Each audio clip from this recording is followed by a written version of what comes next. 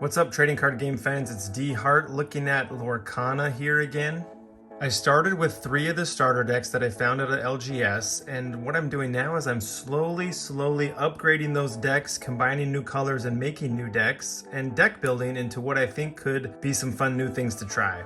So the combination that I have right now that I really think is most exciting to me is Ruby Amethyst, and I like it the most, I think, because of this character, Aladdin.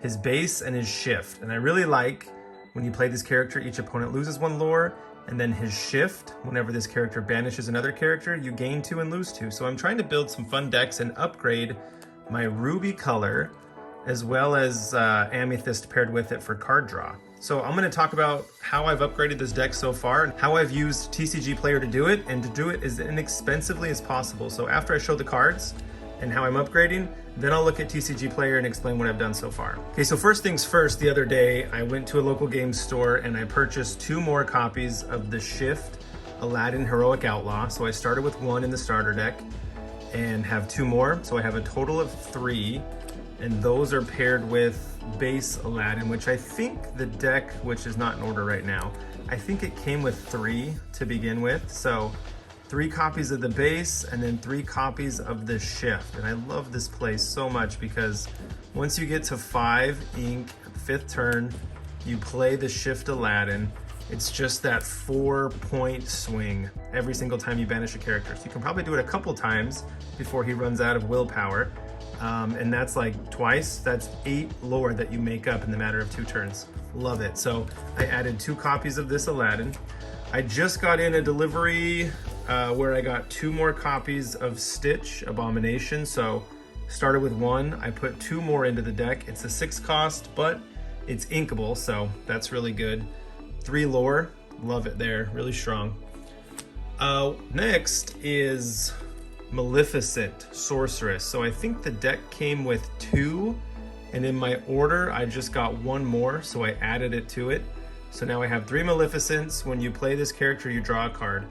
Card draw, really strong with Amethyst with this card, and pairing that card draw up with Friends on the other side, right?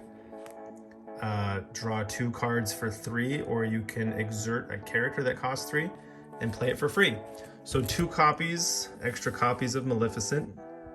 To sub things out, I took out 2 of the copies of the Wardrobe, just a vanilla card, 3 costs for 3 and 4. I'm still running 1 copy of it. And then I pulled from a pack from one of the starter decks, a Dragonfire. So I think the starter deck comes with 2 for Ruby. I just added a 3rd. So these are non-inkable. You can't use them as a resource. So I put another Dragonfire in, and to try to balance losing that resource, that inkability, I took out one of the Rafikis, and he's really good. 3 costs for 3 and 3, but when you play him, he gets Rush. He can challenge that turn. So I took one of these out to get the inkability balance, and I think I still have 2 copies of Rafiki left in the deck so far in this version of the upgrade. So there's 1, there's 2. 2 Rafikis left, that's not bad. Run 2 copies of that. And then to sub out the 2 Aladdins that I put in, I also took out 2 of the He's Got a Sword, where a chosen character gets +2 strength. So that's what I did this time around to try to beef up this deck and make it better. I think I made it a little better. I know for me personally, I made it a lot more fun, having 3 copies of the Shift, having another copy of Card Draw, 2 more copies of a big monster, a big character that can quest for 3 lore, and then adding some Dragonfire for banishment. So this is a fun way to do it, just a slow deck upgrade through TCG Player, and then I'll show you what I did on TCG Player, and this is funny. So first off, I took a bunch of screenshots. I did this a really slow way, but I made a lot of orders on TCG Player of cards to round out my collection of the first chapter. So I took screenshots of all of them, put them into Google Drive. This is probably a super slow way to do it, but I just want to track that all my orders came in, right? So I have all these orders, gonna track when they get here, spend some money.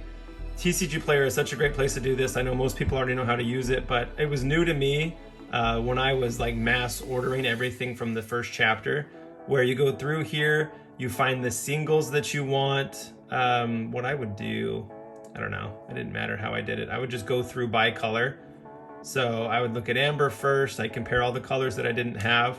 You start adding things like I needed 4 copies. And I wouldn't even worry about where I was ordering from, you know, like scrolling down and finding who I already had in my cart, the shipping. I wouldn't worry about any of this stuff. I would just go through, choose the cards, not worry about who from and shipping, like 2 copies of this. So after I did this and collected tons of cards, right? You go to your basket, and again, new to me, but this is awesome. You click the optimize button, and what it does is it'll make sure that it keeps everything and shipping as cheap as possible and the least amount of packages. So 6 items, 2 packages, the totals. When you optimize it, it'll combine the cards, the cheapest versions with the right sellers. So I didn't choose enough things, but like it would tell you your current cart. Actually, it did. Look at this. My current cart, $1.98 shipping, $3.24 with a total of $5.22. But because I optimized it, it saved me like 40 cents in shipping, and I can select this cart either from a verified seller or from any seller. So I've done this with, like I was showing you, a huge order, made a huge order, and then just optimized the cart, and it seriously saved me, I think, almost $100 to make a big order on all these cards. So that was a really great way to collect and do it as inexpensive as possible. Because I don't know if this is the same for you guys as me, but like half the fun is just the collection part, collecting everything slowly, getting them in, and then building the decks, upgrading the decks little by little, to the point where I know I have the freedom to be able to create whatever deck I want. I might be missing some of the most expensive legendary cards, and I'll wait on those ones, but that's just part of the fun, and that's how you can do it. So thanks for watching, like and subscribe, let me know what you think.